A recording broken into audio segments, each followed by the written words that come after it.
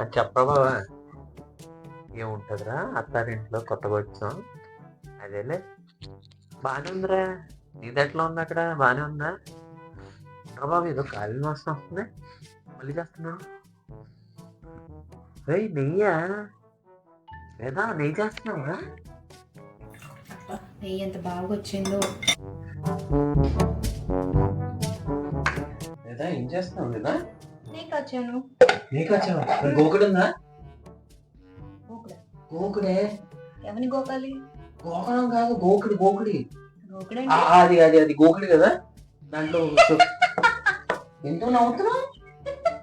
అది గోకుడు కాదు నాన్న, గోదావరి.